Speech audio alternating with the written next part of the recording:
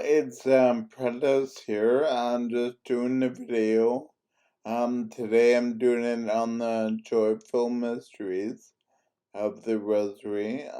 Again, um, I like the joyful mysteries. I pray them every day. When I think they're Mary's favorite mysteries because they're about her and her family life and her with Joseph and the Annunciation, and so I'm just gonna talk about those and just talk about the fruits of the rosary that um um the fruits of the rosaries um um were um we're we're given a prayer to, or one of the prayers about the rosary is to imitate what they contain and obtain what they promise.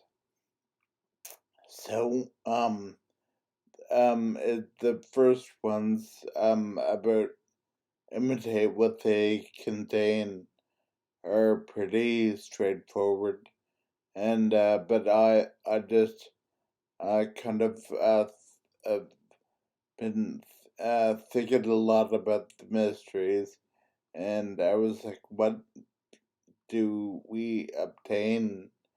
Like, what does that mean? So I thought about those, and I just have came up with answers, which are in the mysteries, I think, but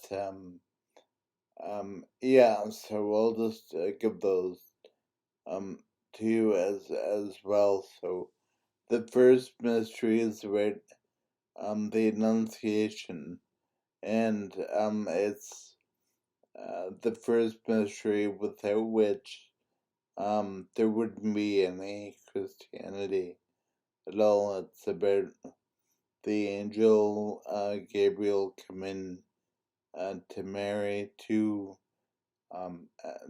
tell her that God has favored her, and she will bear a son, and yeah, and she says, "How could this be? Because I don't really have a virgin, and I've kind of taken this vow of chastity, and like what's going on." Um, and uh, and so, but in the end, she says, let it be done to me according to God's will. And so with that, then all Christianity got started. And so it's that humility that we're called to imitate. And I think if they, what the fruit of the mystery that we obtain is peace. So it's just a very peaceful thing um to just be humble, and um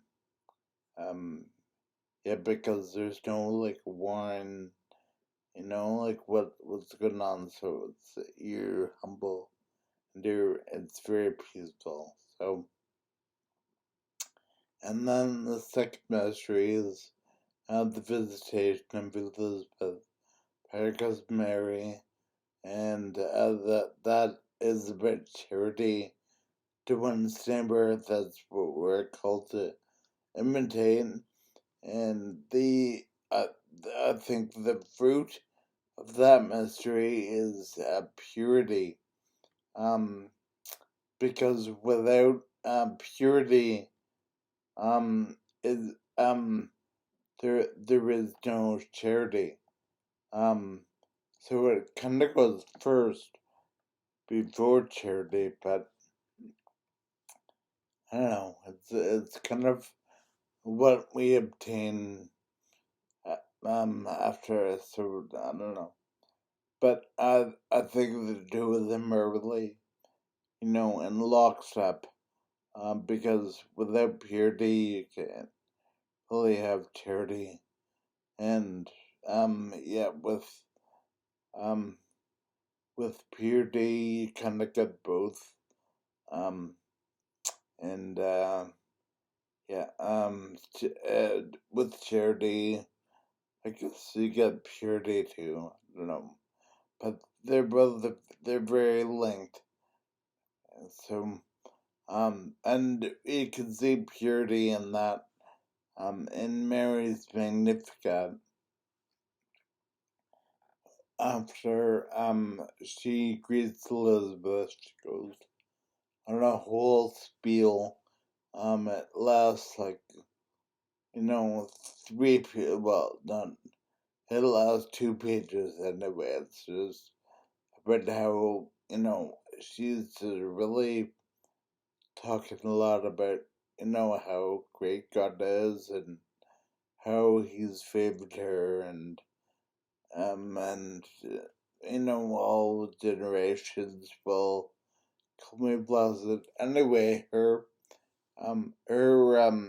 she just sparkles, and in Magnificat, you can really see she's like a pure soul, and it's a purity that we can never get to. Um, and yeah, so that's her purity. And of course, our purity is we're not really on the same page with for demerits. We have other issues. The porn being, I don't even want to talk about that. So, but anyway, that's purity. So, third, is the birth of Christ. That mystery, and that's we're called to imitate poverty, or the spirit of poverty, because Jesus, the Son of God, was born in a manger, like where animals feed, and like it's really lowly and really devoid of any kind of comfort, like. So, and I've been thinking about. I think the first I guess virtue that we get is wisdom, uh, because wisdom is in that mystery. It's in the end. She in the Gospel of Luke, she ponders all these things in her heart.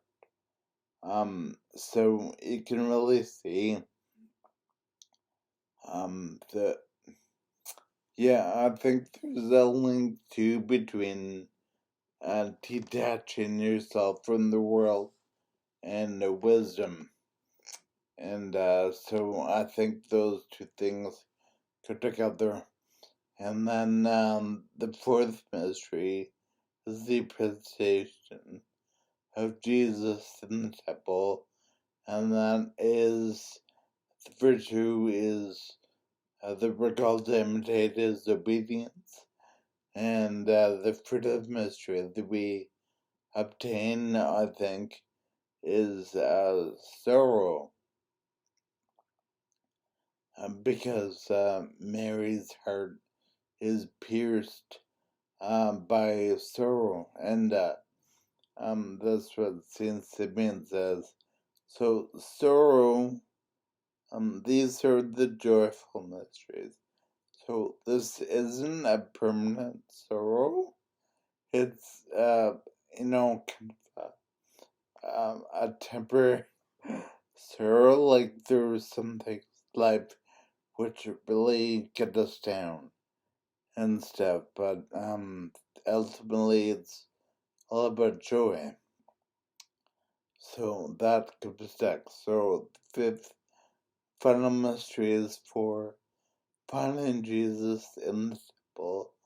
And that we're called to imitate the virtue of piety because Jesus' teaching the elders when he was 12, and the fruit of the mystery that we obtain, I think, is the joy in finding Jesus. So that's for the joyful mysteries. So those are the fruits of the joyful mysteries, and I'll come back tomorrow and talk about some else. Alright, take care guys, bye. Thanks.